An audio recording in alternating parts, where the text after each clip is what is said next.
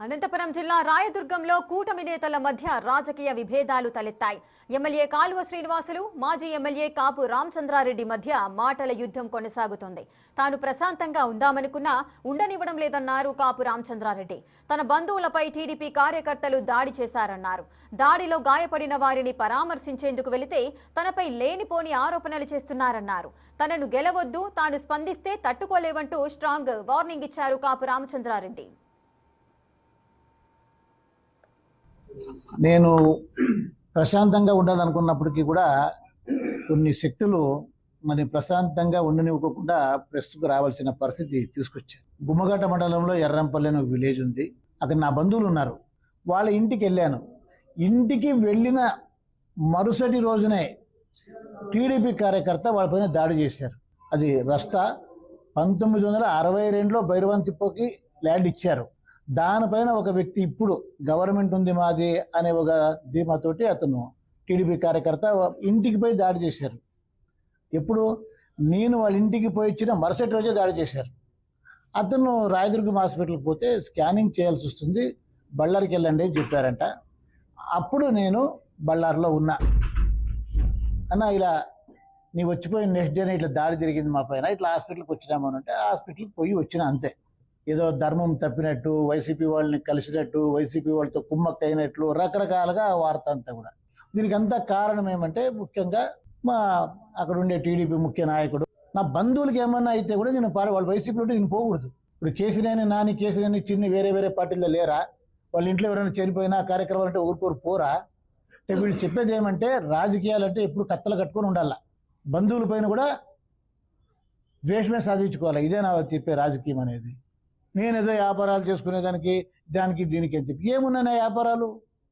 అక్రమంగా ఉంటే ఇప్పుడు గవర్నమెంట్ ఉంది కదా, ఇప్పుడు వాళ్ళు తెలుస్తుంది కదా అధికారులకు ఏమైనా అక్రమం చేసి ఉంటే. నేను మాజీ ఎమ్మెల్యే కాపు రామచంద్రారెడ్డిపై అదే స్థాయిలో స్పందించారు ఎమ్మెల్యే కాలువ శ్రీనివాసులు. ఈ 2 ఏళ్ల కాలంలో తానెప్పుడు కాపు రామచంద్రారెడ్డి పేరు తీయలేదన్నారు. ఎవరైనా సోషల్ మీడియాలో పెడితే తనకు సంబంధం లేదని క్లారిటీ ఇచ్చారు. తనకు తాను పరిమితులు విధించుకున్నట్లుగా పేర్కొన్నారు. తాను సహనంతో సంయమనం పాటిస్తూ ఉన్నానని తెలిపారు. చేతకాక కాదు, శక్తి లేక కాదంటూ గట్టి రిప్లై ఇచ్చారు కాలువ శ్రీనివాసులు.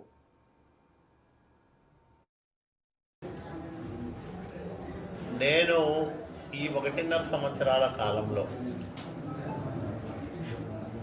కాపు రామచంద్రారెడ్డి పేరు పెట్టి ఒక పల్లెత్తు మాట అనడం కానీ, లేకపోతే అతన్ని విమర్శించడం కానీ, అతనిపైన ఆరోపణలు చేయడం కానీ చేయలే. ఎందుకంటే పొత్తులో ఉన్నాం మనమందరం కూడా. పార్టీలు వేరైనా ఒక కూటమిగా పనిచేస్తూ ఉన్నాం కాబట్టి పొత్తు ధర్మాన్ని పాటిస్తూ నేను ఎలాంటి వ్యాఖ్యలు చేయలే. 2 సంవత్సరాలు నేను ఎక్కడా జోక్యం చేసుకోకూడదు జిల్లా రాజకీయాల్లో కానీ రాష్ట్ర రాజకీయాల్లో కానీ అని మొదటే నిర్ణయించాను. నా మీద అనవసరంగా ఎందుకు మాట్లాడుతున్నారో తెలియదు. దానికి ఏమి కారణాలో తెలియదు. కానీ పదే ఇప్పటికో 3-4 సార్లు నా మీద అనవసరమైన నిందారోపణలు, తప్పుడు మాటలు మాట్లాడుతూ విషప్రచారం చేస్తూ ఉన్నాను. మిత్రపక్షంలో ఉండే శాసనసభ్యుడి పైన ఇష్టం వచ్చినట్లు మాట్లాడడం అనేది మంచి పద్ధతి కాదు. నేను సహనంతో ఉన్నా, సంయమనం పాటిస్తున్నా. చేత కాక కాదు, చేవ చచ్చి కాదు, శక్తి లేక కూడా కాదు.